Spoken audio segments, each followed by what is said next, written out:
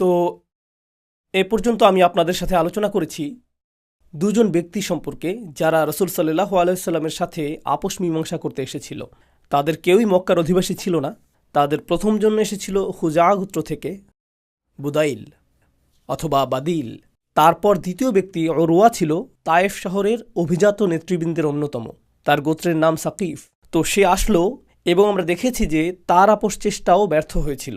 আর আলোচনার শেষে যদিও সে কিছুটা অপমানিত হয়ে সে স্থান ত্যাগ করেছিল, তবে মুসলিমদের ঐক্য এবং রাসূল সাল্লাল্লাহু আলাইহি ওয়াসাল্লামের প্রতি তাদের সম্মান দেখে সে অত্যন্ত অভিভূত হয়েছিল। তো সে এটা কুরাইশদের সামনে উপস্থাপন করে এবং তাদেরকে জানায় যে এই লোকগুলোকে দমন করার মতো তোমাদের কাছে কিছুই নেই। তারা অনেক বেশি ঐক্যবদ্ধ, অনেক বেশি শক্তিশালী এবং তাদের নেতার প্রতি অনেক বেশি বিশ্বস্ত, যা তোমরা কল্পনাও করতে পারবে না। তোমাদের জন্য উত্তম হবে তাদেরকে নীরবে উমরা সম্পন্ন করতে দাও এবং চলে যেতে দাও। কিন্তু তারা তার উপদেশ অগ্রাহ্য করল। তৃতীয় যে বিষয়টি ঘটেছিল তা হলো রাসূল সাল্লাল্লাহু আলাইহি সাল্লাম মদিনার স্থানীয় কাউকে পাঠানোর কথা ভেবেছিলেন, কারণ মূলত কুরাইশদের সমস্যা ছিল মক্কাবাসীদের সাথে, মক্কাবাসী মুহাজিরদের সাথে। তো মদিনার স্থানীয় কোনো মুসলিমকে পাঠালে বিষয়টা হয়তো নিরপেক্ষ থাকবে এবং তারা হয়তো তার সাথে কথা বলতে আগ্রহী হবে। তো খিরাস ইবনে উমাইয়া খুজাইকে পাঠানো হলো, আর মক্কাবাসীরা তাকে চিনতে পারল এবং তাকে মারধর করল।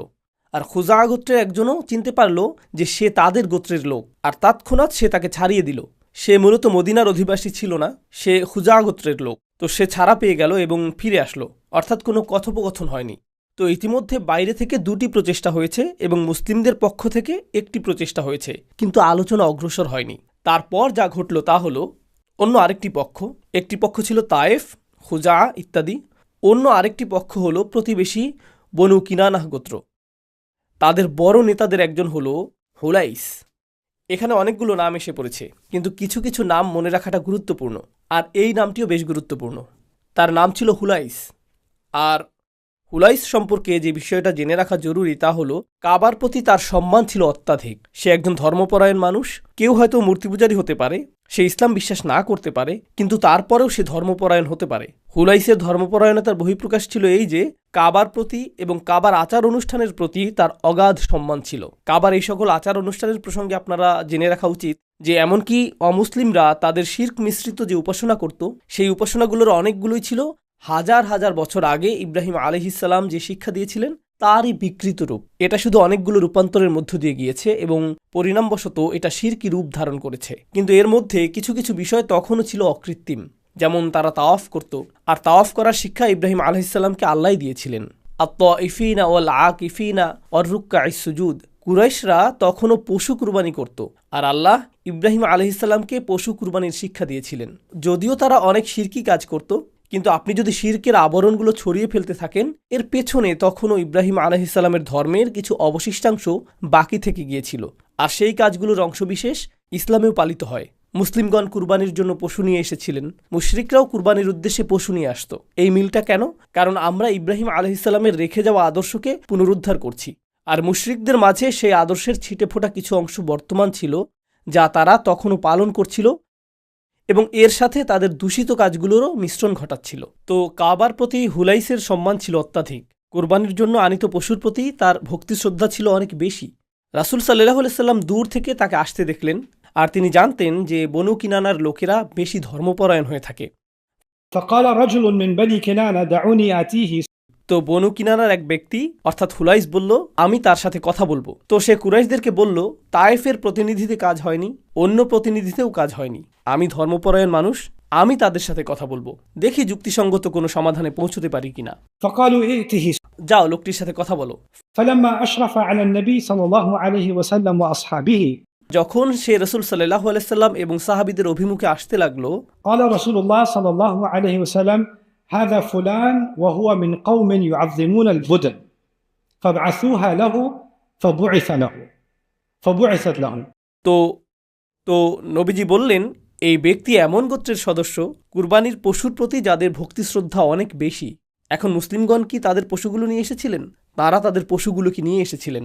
তো নবীজি বললেন, সে তো আমাদের উদ্দেশ্যেই আসছে, অতএব কুরবানির উদ্দেশ্যে আনিত আমাদের সকল পশুগুলোকে নিয়ে আসো এবং আমাদের সামনেই রাখো। তো সর্বপ্রথম সে যা দেখবে, মুসলিমদেরকে দেখবে না, সে পশুগুলোকে দেখবে যা আনা হয়েছে কুরবানি করার উদ্দেশ্যে। আর এগুলোর জন্য ইতিমধ্যেই তার মনে ভক্তি শ্রদ্ধা রয়েছে। তো সে ভাবল, ও তারা কি তাহলে পবিত্র হজব্রত পালন করতে এসেছে?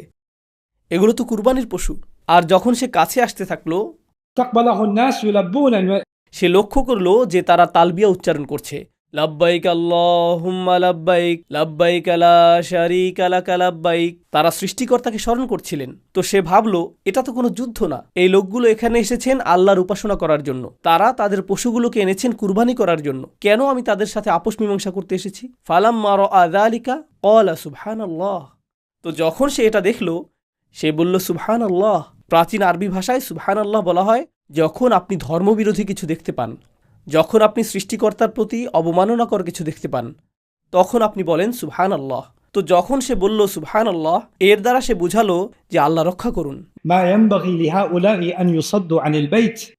এই লোকগুলোকে কাবা ঘরে যেতে বাধা দেওয়াটা যুক্তিসঙ্গত না, এটা অন্যায়। এই লোকগুলোর এখানে পড়ে থাকার কথা না, তাদের কাবায় প্রবেশের অধিকার রয়েছে। সে কিন্তু আপোষ মীমাংসা করার জন্য এখনও এসে পৌঁছায়নি, কিন্তু এর আগেই সে মুসলিমদের প্রতি সহানুভূতিশীল হয়ে গেল। লোকটি ছিল কিনানা গোত্রের, তার নাম হুলাইস।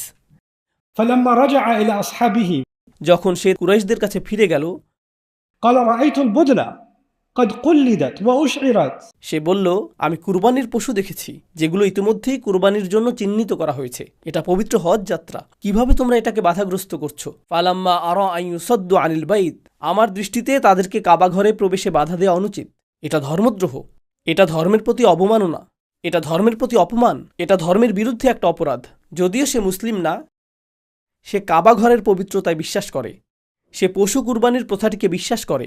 তো এর ভিত্তিতে এমনকি তার নিজ ধর্মের দৃষ্টিকোণ থেকেও এটা ধর্মের বিরুদ্ধে একটা অপরাধ, এটা একটা আধ্যাত্মিক অপরাধ। তো তারা তাকে বলল, ইজলিস ফাইন্নামা আনতাল আরাবী লা ইলমা লাক। তারা বলল, বসে থাকো, তুমি একজন বেদুইন মাত্র, তুমি তো কিছুই জানো না। তারা তাকে মূলত অপমানিত করল। হুলাইস রেগে গেল, সে কুরাইশদের প্রতিবেশী গোত্রের লোক, আর এখন সে রাগান্বিত। غضب عند ذلك والله ما على هذا حالفناكم وما على هذا عاقدناكم.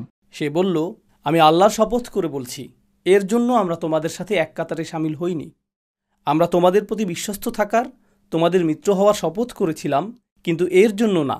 অর্থাৎ তোমাদের প্রতি বিশ্বস্ত থাকার আমাদের মূল ভিত্তিটি হলো তোমরা কাবার তত্ত্বাবধান করবে, আর তোমরা মানুষকে কাবা ঘরে প্রবেশের অধিকার প্রদান করবে যখন তারা ধর্মীয় প্রয়োজনে এখানে আসবে। তোমরা এই মানুষগুলোকে তাদের ধর্মীয় অধিকার থেকে বঞ্চিত করছো। এটা তোমাদের এবং আমাদের মধ্যকার চুক্তির লঙ্ঘন। মূলত তার নিজের মতো করে সে এটাই বলতে চাইছে, তোমরা এবং বনু কিনানা, যারা কুরাইশদের কাছের প্রতিবেশী গোত্র, আমাদের মধ্যকার মৈত্রী চুক্তিটি ভঙ্গ হয়ে গিয়েছে, তোমাদের সাথে আমরা সম্পর্ক ছিন্ন করছি। তো কুরাইশদের জন্য এটা একটা আঘাতও ছিল। والذي نفس الحليس بيده لتخلن بين محمد وبين ما جاء له. সে বলল, আমি সেই সত্তার শপথ করছি যার হাতে আমার জীবন, তোমরা অবশ্যই মুহাম্মদকে তার মতো ছেড়ে দিবে, তিনি যা করতে এসেছেন তা সম্পন্ন করতে দিবে। أو لأنفرن بالأحابيش نفرة رجل واحد. তা না হলে আমি আশেপাশের সকল প্রতিবেশী গোত্রগুলোকে তোমাদের সাথে সম্পর্ক ছেদে উদ্বুদ্ধ করব। فقالوا له مه. তারা তাকে বলল, চুপ করো। এখন আপনারা চুপ করানোর জন্য নতুন একটা শব্দ শিখে গেলেন, মাহ। ফার্সি ভাষায় Shumamegen ma for biggie, right? যখন কিছু নিতে বলেন আপনি বলেন মাহ। আরবিতে মাহ অর্থ চুপ করো। ফার্সি ভাষায় বলেন এটা নাও, আপনি বলেন মাহ। আর আরবিতে আপনি বলেন চুপ করো। শিশুদের ক্ষেত্রে উভয় অর্থই প্রযোজ্য, তাই না? এটা নাও এবং চুপ করো। তো যাই হোক, তারা বলল, মাহ, كف عنا আমাদের সাথে কথা বলা বন্ধ করো হুলাইস। حتى نأخذ لأنفسنا ما نرضى به. আমাদের যা ভালো মনে হয় আমরা সেটাই করব, আমরা নিজেদের সিদ্ধান্ত নিজেরাই নিব, তুমি কেউ না। তো এখন তারা মূলত বনু কিনানা গোত্রের সাথেও সম্পর্ক ছিন্ন করল। এদিকে রাসূল সাল্লাল্লাহু আলাইহি ওয়াসাল্লাম পরামর্শ দিলেন যে আমরা খুজা গোত্রের যে লোকটিকে প্রথম পাঠিয়েছিলাম তাকে মারধর করা হয়েছিল, তাই আমরা এমন কাউকে পাঠানো উচিত যাকে মারধর করা সহজ না। আমাদের ওমর ইবনুল খাত্তাবকে পাঠানো উচিত। তো রাসূল সাল্লাল্লাহু আলাইহি ওয়াসাল্লাম ওমর ইবনুল খাত্তাবকে মুসলিমদের পক্ষে আপোষ মীমাংসার জন্য পাঠানোর কথা চিন্তা করলেন। তখন ওমর বললেন, মক্কার ভিতরে আমার মজবুত কোনো গোত্রীয় সম্পর্ক নেই, তারা সম্ভবত আমাকে হত্যা করার চেষ্টা করবে। তারা আমাকে হত্যা করার আগে আমি হয়তো তাদের কয়েকজনকে হত্যা করব, কিন্তু এটা আপোষ মীমাংসা হবে না, আমি আগেই বলে রাখছি। এতে তার কোনো সমস্যা ছিল না, কিন্তু তার মতে এতে আপোষ মীমাংসা হবে না। যদি এতে আপনার কোনো সমস্যা না থাকে, আমারও কোনো সমস্যা নেই, আমি যেতে প্রস্তুত। কিন্তু আমার মতে আপনি যদি আপোষ মীমাংসা চান, মনে হয় ওসমানকে পাঠানোই উত্তম হবে। যে কারণে ওসমানকে পাঠানো উত্তম হবে তা হলো, সে আবু সুফিয়ানের আত্মীয়, আর আবু সুফিয়ান হলো এখন মক্কার শাসক এবং প্রধানমন্ত্রী। ওসমান হলো প্রধানমন্ত্রীর ভাতিজা, তো তাদের মাঝে নিকটতর সম্পর্ক রয়েছে, আর সেজন্যই যথেষ্ট সম্ভাবনা রয়েছে যে তারা ওসমানকে আক্রমণ করবে না, কারণ তিনি শাসক পরিবারের অন্তর্ভুক্ত। তাই তার জন্য আপোষ মীমাংসা করা সহজ হবে। ঠিক আছে, বিষয়টি বিবেচনা করে নবীজি ওসমান রাদিয়াল্লাহু তাআলা আনহুকে প্রেরণ করলেন। মক্কায় প্রবেশের পূর্বে একটি দরজা রয়েছে যার নাম বালদাহ। লোকজন ওসমানকে এই দরজার কাছে থামিয়ে দিল। তখন আব্বান ইবনে সাদ ইবনুল আস নামক তার এক আত্মীয়র সাথে তার সাক্ষাৎ হলো। সে তার দূর সম্পর্কে চাচাতো ভাই। সে বলল, না না না, সে আমার চাচাতো ভাই, তাকে প্রবেশ করতে দাও। তো গোত্রীয় এই সম্পর্কের মাধ্যমে ওসমান রাদিয়াল্লাহু তাআলা আনহু ভিতরে প্রবেশ করলেন। যখন তিনি ভিতরে প্রবেশ করলেন, তিনি কুরাইশ নেতাদের সাথে একে একে সাক্ষাৎ করলেন। রাসূল সাল্লাল্লাহু আলাইহি সাল্লাম এই নির্দেশও দিয়েছিলেন তিনি যাতে মুসলিম বন্দীদের সাথেও সাক্ষাৎ করেন। মক্কায় কিছু মুসলিমকে বন্দী রাখা হয়েছিল, তো তিনি তাকে তাদের সাথে সাক্ষাৎ করতেও বলেছিলেন। তাই তিনি এমন কিছু মানুষের সাথে সাক্ষাৎ করলেন যাদেরকে মূলত জিম্মি হিসেবে মক্কায় ধরে রাখা হয়েছিল। তিনি মক্কার নেতাদের সাথে একে একে সাক্ষাৎ করলেন। সর্বশেষ তিনি প্রধানমন্ত্রী আবু সুফিয়ানের সাথেও সাক্ষাৎ করলেন, যিনি ছিলেন তার আত্মীয়। আর আবু সুফিয়ান তাকে বলল, فوالله لا تحدث العرب عنا أنه دخل علينا عنوة أبدا. আর আবু সুফিয়ান তাকে বলল, আমি কখনোই আরবদেরকে আমাদের সম্পর্কে এই কথা বলার সুযোগ দিব না যে তোমাদেরকে আমরা 1 ইঞ্চি পরিমাণ সুযোগও দিয়েছি। আমি সেটা হতে দিব না। ঘটনা সামনে এগোবার আগে একটু থামছি। আমি চাই আপনারা বুঝুন যে কুরাইশদের জন্য বিষয়টা কেন এতটা নাজুক ছিল। তারা মুসলিমদের সাথে আগেও যুদ্ধ করেছে, 3টি যুদ্ধ ইতিমধ্যেই ঘটে গেছে, ছোট আকারে আরও অনেকগুলো যুদ্ধ সংঘটিত হয়েছে, কিন্তু এই প্রথমবারের মতো আপোষ মীমাংসার অবস্থা তৈরি হয়েছে। আর যখন আপনি আপোষ মীমাংসা করেন, আপনি কিছু প্রদান করেন এবং কিছু গ্রহণ করেন। ইদানিং একটি কথা হয়তো আপনারা শুনে থাকবেন যে আমরা সন্ত্রাসীদের সাথে আপোষ করি না। আপনি যদি তাদের সাথে আপোষ করেন, এর দ্বারা আপনি তাদেরকে বৈধ পক্ষ হিসেবে বিবেচনা করছেন। তো তোমরা তাদেরকে সবসময় সন্ত্রাসী আখ্যায়িত করে এসেছ, আর এখন তোমরা তাদের সাথে আপোষ মীমাংসা করছো এবং তাদেরকে 1 ইঞ্চি হলেও প্রদান করছো। এর অর্থ তোমরা তাদেরকে বৈধতা প্রদান করছো। তারা এখন এতটাই শক্তিশালী যে যারা তোমাদের দৃষ্টিতে অপরাধী ছিল, তারাই এখন তোমাদের বিবেচনায় বৈধ সরকারে পরিণত হয়ে গেল। তোমাদেরকে তাদের বৈধতার স্বীকৃতি প্রদান করতে হবে তাদের সাথে আপোষ মীমাংসা করার মাধ্যমে। আর সেটা হবে কুরাইশদের জন্য বড় ধরনের ক্ষতি এবং বড় ধরনের পরাজয় বৃহত্তর জনগোষ্ঠীর দৃষ্টিকোণ থেকে। প্রসঙ্গক্রমে তারা ইতিমধ্যেই প্রতিবেশী শহর তায়েফকে বলে দিয়েছে যে আমরা আপোষ মীমাংসায় যাব না, এ কথা ভুলে যাও। তারা ইতিমধ্যে বনু কিনানাকে বলে দিয়েছে আমরা আপোষ মীমাংসা করব না। তারা ইতিমধ্যে খুজা গোত্রকে বলে দিয়েছে আমরা আপোষ মীমাংসা করব না, এখান থেকে চলে যাও, এখান থেকে চলে যাও, এখান থেকে চলে যাও। আর এখন আকস্মিকভাবে তাদেরকে আপোষ মীমাংসা করতে হবে। তাই আবু সুফিয়ান বলল, এটা আমাদের জন্য আসলেই অবমাননাকর। এতে আমাদের দুর্বলতা প্রকাশ পাবে। আমাদের দেখে মনে হবে যে আমরা নিজেদের কথায় অটল থাকতে পারছি না এবং আমাদের প্রেস বিজ্ঞপ্তি আমাদের বাস্তব কর্মপন্থা থেকে ভিন্ন। তো অসঙ্গতি প্রকাশ হয়ে যাবে এবং আমাদেরকে পৃথিবীর মানুষ নির্বোধ বলবে। بينما نحن قافلون من الحديبية نادى منادى النبي أيها الناس البيعة والبيعة. এই হাদিসটির বিষয়ে আপনাদেরকে বলেছি। তখনও উসমান রাদিয়াল্লাহু তাআলা আনহু মক্কাতে ছিলেন। তখন তারা বলল, আপনি কি তাওয়াফ করতে চান? তিনি বললেন, কেন আমি তাওয়াফ করব? আমি রাসূল সাল্লাল্লাহু আলাইহি সাল্লামকে ছাড়া তাওয়াফ করব না। আমি এজন্য এখানে আসিনি। আমি এসেছি তোমাদের সাথে আপোষ মীমাংসা করার জন্য, যাতে রাসূল সাল্লাল্লাহু আলাইহি সাল্লাম আসতে পারেন এবং আমার সকল সঙ্গীরাও আসতে পারে।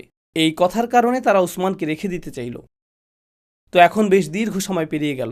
এই ব্যাপারে বিভিন্ন ধরনের বর্ণনা রয়েছে। এটা কি কয়েক ঘন্টা নাকি কয়েক দিন আমরা জানি না, কিন্তু ওসমান রাদিয়াল্লাহু তাআলা আনহুকে সেখানে রেখে দেয়া হলো। কোনো খবরও পাওয়া যাচ্ছিল না। এখন অন্য পাশে যা ঘটল, ওসমান সম্পর্কে আমরা কিছুই জানি না। মুসলিমরা হুদাইবিয়াতে তাঁবু স্থাপন করে আছেন, কোনো দ্বন্দ্ব সংঘাত নেই। ওসমান সম্পর্কে আমরা কিছুই জানি না। যেভাবে এটা ঘটেছে, আমি তার কাল্পনিক একটা দৃশ্যপট আপনাদের সামনে বর্ণনা করছি। ধরুন কয়েকজন সাহাবী একসাথে বসে আছেন আর বলছেন, অনেক সময় পার হয়ে গেল, তো ওসমান তো আসলো না। হ্যাঁ, আশা করছি তাকে তো হত্যা করা হয়নি। কেউ একজন শুধু বলল, আশা করছি তাকে হত্যা করা হয়নি। 5 ফুট দূরে থেকে আপনি গোটা কথোপকথনটি শুনেননি। আপনি শুধু শুনেছেন হত্যা এবং ওসমান। আপনি বললেন, মনে হয় আমি শুনলাম ওসমানকে হত্যা করা হয়েছে। ওসমান কি আসলেই হত্যার শিকার হয়েছেন? আমি জানি না, যাচাই করে দেখতে হবে। তো আপনি অন্য কারো কাছে গেলেন, ভাই ওসমানকে হত্যা করা হয়েছে কিনা এ ব্যাপারে আপনি কিছু শুনেছেন? না, আমি তো শুনিনি। অন্যদের জিজ্ঞেস করে দেখি। আর যথেষ্ট সংখ্যক বার যখন এ কথা জিজ্ঞেস করা হলো, প্রচুর সংখ্যক মানুষ বলছে যে উসমানকে হত্যা করা হয়েছে। ও, সকলেই জানে যে উসমানকে হত্যা করা হয়েছে, উসমানকে হত্যা করা হয়েছে।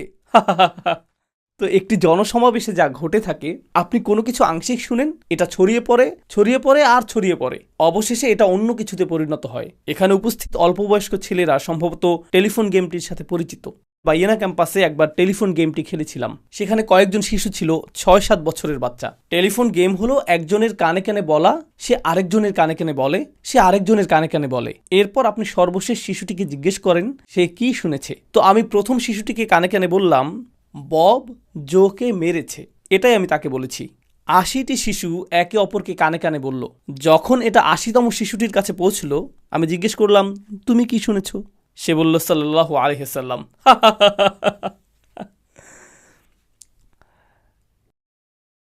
কথাটি স্থানান্তরিত হলো। কেউ এটাকে সম্পূর্ণ পরিবর্তন করেনি। জানি না কিভাবে এই পরিবর্তন ঘটে গেল, কিন্তু কেউ একজন সিদ্ধান্ত নিয়েছিল যে ভালো একটা কথা ছড়িয়ে দেই।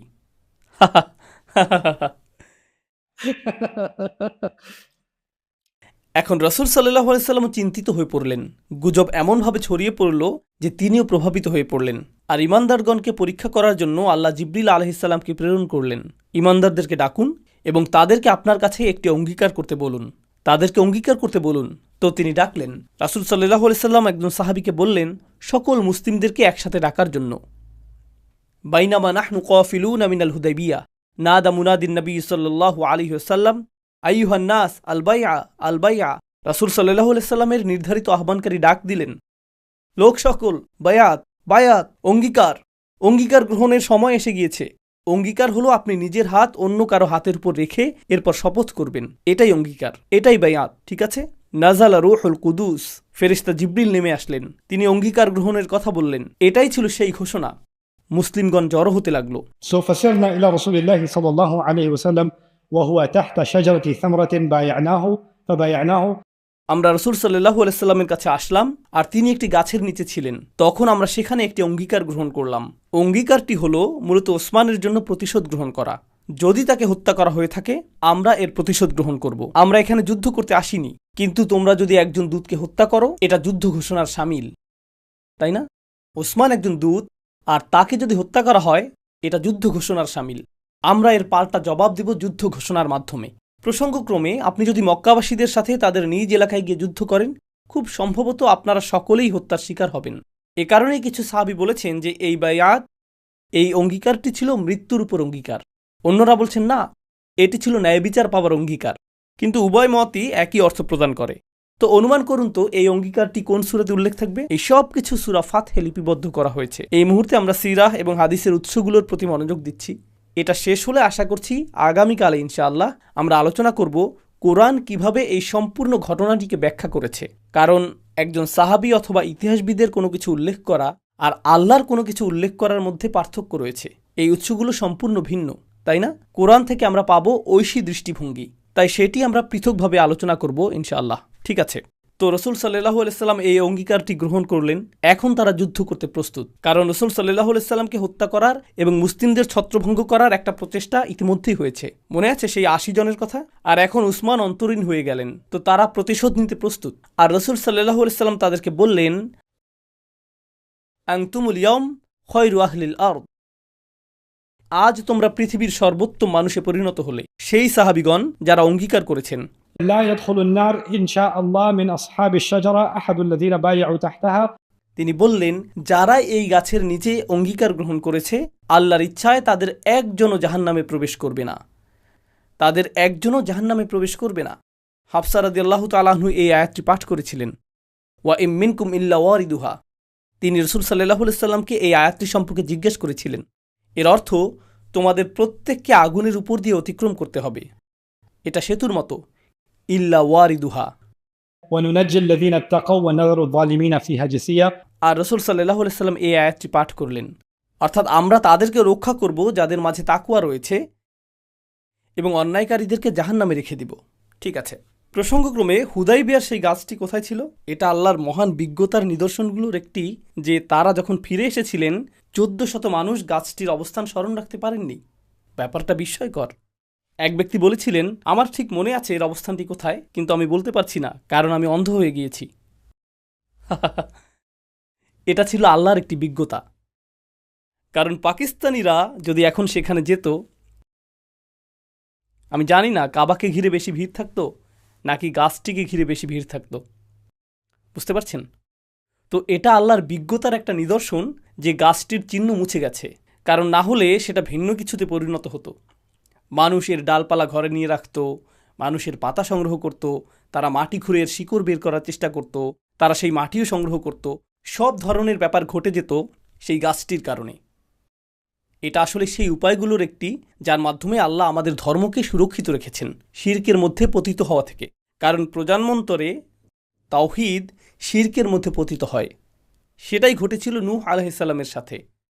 অল্প পরিসরে হলেও মুসলিমদের সাথে এখনও এমনটা ঘটে যাচ্ছে। মুসলিমরা কাবা ঘরে যায় আর নিরাপত্তা কর্মীগণ প্রত্যেক ব্যক্তিকে এবং তাদের ব্যাগগুলো চেক করে থাকে, তাই না? কিন্তু কখনো কখনো মানুষ তাদের সাথে থাকা কাঁচিগুলো লুকাতে সক্ষম হয়, আর তারা কাবার গিলাফের ছোট একটা অংশ কেটে নিয়ে আসে আর তাদের ঘরে রেখে দেয়, আর এরপর তারা নামাজ পড়ে। অদ্ভুত কাজকর্ম।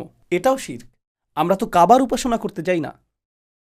কাবা ঘরটি শুধু একটি পাথর, আর মানুষ মাকামে ইব্রাহিমকে আলিঙ্গন করে। মানুষ এটাকে আলিঙ্গন করে। এজন্য এটাকে খাঁজকাটা করে বানানো হয়েছে। কারণ প্রচুর পরিমাণে আলিঙ্গন ঘটে থাকে।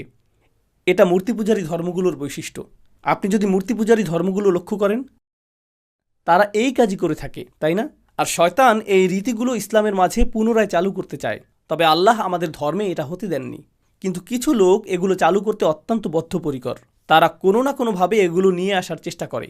প্রকৃতপক্ষে দক্ষিণ এশিয়ায় বর্তমানে এমন স্থানও রয়েছে যেখানে শুধু ইসলাম নামে মাত্র রয়েছে, কিন্তু রীতিনীতি সবই হিন্দু। ইসলাম নামে মাত্র আছে, কিন্তু এক কথা এটাকে বলা যায় অন্তঃসার শূন্য, তাই না? এটা সম্পূর্ণ শিরক। এর মধ্যে তাওহীদের নিকটবর্তীও কিছু নেই। তারা আল্লাহ ছাড়া অন্য সত্তাকে সিজদা করে, আল্লাহ ছাড়া অন্য সত্তার উদ্দেশ্য করে দোয়া করে। তারা একাধিক সত্তার দ্বারস্থ হয় সুরক্ষা পাবার জন্য এবং সাহায্য পাবার জন্য। হা উলা ইসুফা উনা ইনদাল্লাহ। মুশরিকদের সকল কাজ যা আল্লাহ উল্লেখ করেছেন তাদের মাঝেও আপনি সেগুলো পাবেন। তারা নিজেদেরকে মুসলিম বলে দাবি করে। আপনারা নিজেদেরকে যা খুশি দাবি করতে পারেন, কিন্তু আবর্জনা তো আবর্জনাই। আপনি এতে সুগন্ধি ছড়িয়ে দিতে পারেন, তবুও এটা আবর্জনা। তো এটা থেকে আল্লাহ আমাদের ধর্মকে সুরক্ষিত রেখেছেন, আর আমরাও নিজেদেরকে এটা থেকে সুরক্ষিত রাখতে হবে, এই জাতীয় ক্ষুদ্রাতি ক্ষুদ্র বিষয় থেকেও। দুর্ভাগ্যবশত যখন প্রকৃত ধর্ম বিদায় নেয়, তখন সেখানে মানবসৃষ্ট ধর্মীয় রীতিনীতি স্থান করে নেয়। এমনটাই ঘটে থাকে। আপনার মাঝে অকৃত্রিম বিশ্বাস থাকতে হবে। বিশ্বাস থাকে হৃদয়ে, তাই না? সাহাবীদের হৃদয়ে কোরআন ছিল, আর তাদের বেশিরভাগই জানতেন না কিভাবে পড়তে হয় এবং লিখতে হয়। আর যারা পড়তে এবং লিখতে জানতেন, তারা কখনো কখনো কোরআনের আয়াত পশুর হাড়ের উপর লিখে রাখতেন, পাথরের উপর লিখে রাখতেন। আপনি যদি সেখানে থাকতেন, আস্তাগফিরুল্লাহ, এটা কি ধরনের কাজ? আপনি হয়তো কোরআনকে উপরে তুলে রাখতেন এবং এটাকে কাচের বক্সে সংরক্ষিত করে রাখতেন। আমরা ইসলামকে এই ধরনের হাস্যকর বিষয়ে পরিণত করেছি, আর পরিণামবশত কোরআন এখন আর হৃদয়ে নেই। কিন্তু কমপক্ষে এটা তো গাড়ির সামনের আয়নাটিতে আছে। সামনের আয়নাটিতে আয়াতুল কুরসি রয়েছে। কোরআনের অতি ক্ষুদ্র কপি পাওয়া যায়। আপনি কি এরকম কপি দেখেছেন? এরকম কোরআন পড়তে আপনার ইলেকট্রনিক মাইক্রোস্কোপের প্রয়োজন হবে, আর আপনি সেটা গাড়ির মধ্যে রেখে দেন, কারণ সেটা যদি না রাখেন তাহলে হয়তো দুর্ঘটনা ঘটে যেতে পারে। অথবা আপনার সুরক্ষার জন্য গাড়িতে এয়ারব্যাগ সিস্টেম নেই, সেজন্য আপনি আয়াতুল কুরসি লেখা স্টিকার লাগিয়ে রাখেন। এটা কি ধরনের ধর্ম জানেন? এটা কি? এটা ঠিক খ্রিস্টানদের মতো, যারা গাড়ির পেছনে একটি তাজ রেখে দেয় অথবা ক্রুশ ঝুলিয়ে রাখে। আপনারা এগুলো দেখেছেন? এই ধরনের অজ্ঞতাকে ধ্বংস করার জন্যই ইসলাম এসেছে। কিন্তু জানেন আমরা কি করছি? আমরা অন্যদেরকে এরকম করতে দেখেছি। আমরা অন্য ধর্মে এরকমটা দেখেছি আর বলেছি তাদের এটা আছে, আমাদেরও তো এরকম থাকতে পারে। ইজআল্লানা ইলাহান কামা লাহুম আলিহা। বনি ইসরাইল মুসা আলাইহিসসালামকে বলেছিল, আমাদের জন্য একটি প্রতিমা বানিয়ে দাও, অন্য লোকদের যেমন প্রতিমা রয়েছে, অন্য ধর্মের এগুলো আছে, আমাদেরও এরকম থাকা চাই। তারা গলায় তাবিজ ঝুলায়, আমাদের এরকম তাবিজ ঝুলানো উচিত। তারা হাতে সুতা বাঁধে, আমাদেরও সুতা বাঁধা উচিত। তাদের মন্দির রয়েছে, তাদের সাধু সন্ন্যাসী রয়েছে, তাদের পবিত্র আত্মা রয়েছে, আমাদেরও এরকম করা উচিত। এতে সমস্যার কি আছে? আমরা এই শিরকি রীতিনীতিগুলোর অনেকগুলোই গ্রহণ করেছি, আর এতে আমাদের কোনো সমস্যা হচ্ছে না। আমাদের ধর্মের শক্তিমত্তা হলো আমাদের এই ধর্মটি ইব্রাহিম আলাইহিস সালামের ধর্ম। আর ইব্রাহিম আলাইহিসসালামের এই ধর্মের মূলনীতিই হল মূর্তি এবং বস্তুর উপাসনা বিলুপ্ত করা। কোনো বস্তুই পবিত্র নয়, বরং এই দিন পবিত্র, আল্লাহ পবিত্র, ইসলামের বাণীটি পবিত্র। বর্তমানে মুসলিমরা প্রকৃত কোরআনের তুলনায় সেই কাগজের প্রতি অধিক সম্মান প্রদর্শন করে যার মধ্যে কোরআন লিপিবদ্ধ রয়েছে। এটা আমাদের এই সময়ের জন্য দুঃখজনক একটা বিষয়। আয়াতটি কি বলছে তার প্রতি আপনার খেয়াল নেই। কোরআন কি বলছে আপনি তার পরোয়া করেন না, কিন্তু আপনি সতর্ক থাকেন যে এটি একটি কাগজে লিখিত রয়েছে, এটাকে কি আমি ছিঁড়তে পারবো নাকি পুড়িয়ে ফেলতে হবে, এটাই উদ্বেগের বিষয়। কিন্তু আপনি এবং আপনার পরিবার এর শিক্ষাকে প্রতিদিন ছিঁড়ে ফেলছেন, তার প্রতি আপনাদের ভ্রুক্ষেপ নেই। আপনি মুখের কথায়, ব্যবসায়িক লেনদেনে প্রতিদিন কোরআন ছিঁড়ে ফেলছেন, কোনো পরোয়া নেই। কিন্তু গ্রন্থের আকারে যে কোরআন রয়েছে তার প্রতি আমাদের সম্মান রয়েছে এবং এটাকে আমরা তাকের উপর রেখে দিই। সুবহানাল্লাহ। তাই আমি রসিকতা করে বলছি, এটা আল্লাহর একটা আশীর্বাদ যে সেই গাছটি অজ্ঞাত হয়ে গিয়েছে। এটি আল্লাহর একটা আশীর্বাদ। গাছটি যদি হারিয়ে না যেত, তারা গাছটির চারপাশে তাওয়াফ করত, আর এতে আমি অবাক হতাম না। তো যাই হোক, প্রসঙ্গক্রমে আল্লাহ যদি কোনো কিছু সংরক্ষণ করতে চান তিনি তা করেন, তাই না?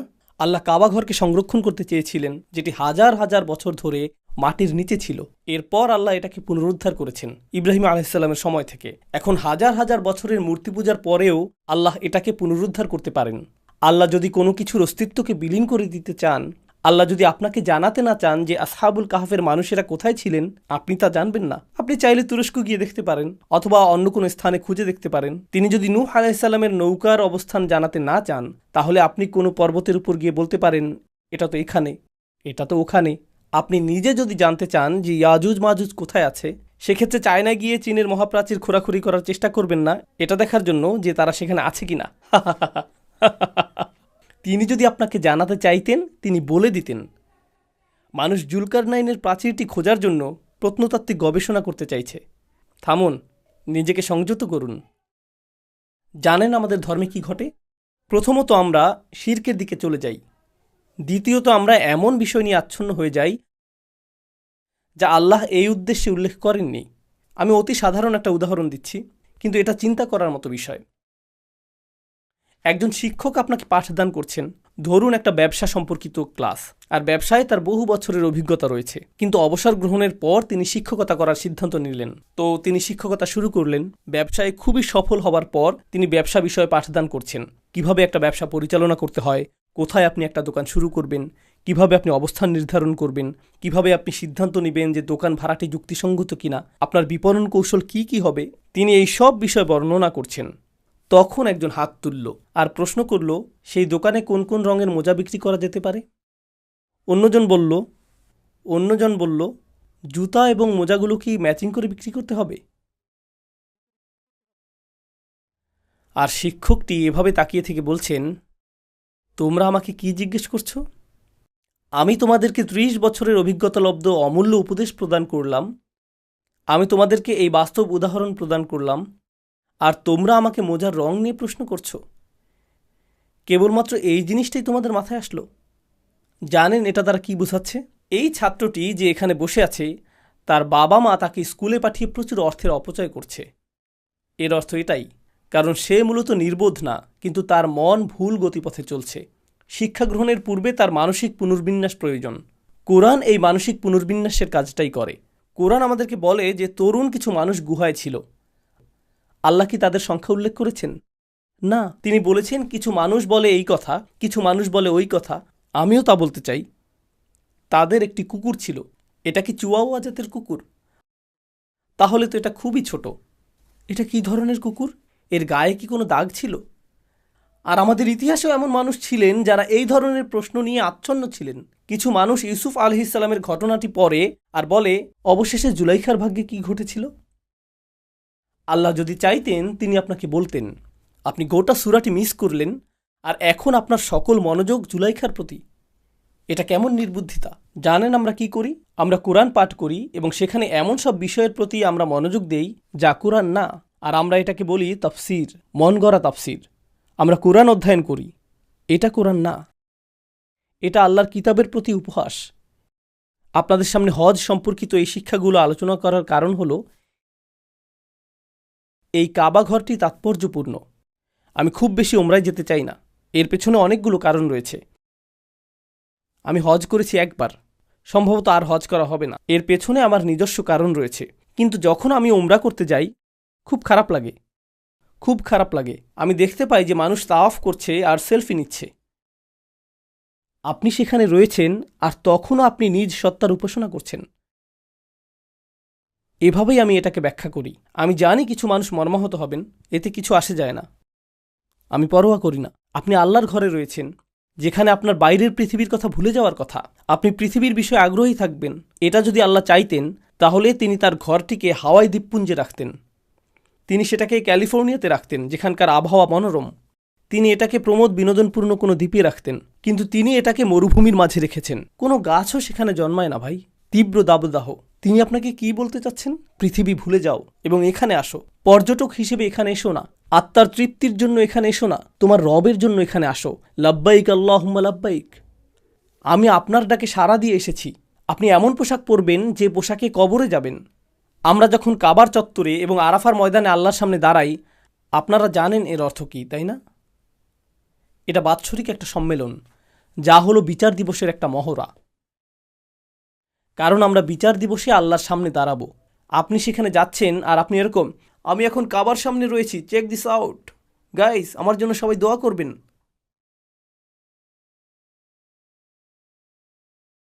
এখন আর আপনার মূর্তি পূজার প্রয়োজন নেই।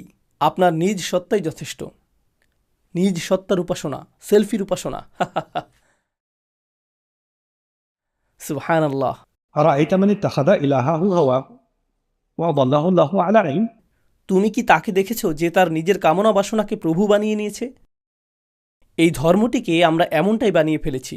এটা তীব্র বেদনাদায়ক। আপনি যদি আল্লাহর ঘরে যাওয়ার সুযোগ পান, আমি চাই যে আপনি এই ঘটনাটি স্মরণ রাখুন। আমি চাই যে আপনি সেই রক্তের কথা স্মরণ রাখুন। আমি চাই যে আপনি স্মরণ রাখুন সেই দুঃখ দুর্দশার কথা যা সাহাবীগণ সহ্য করেছিলেন।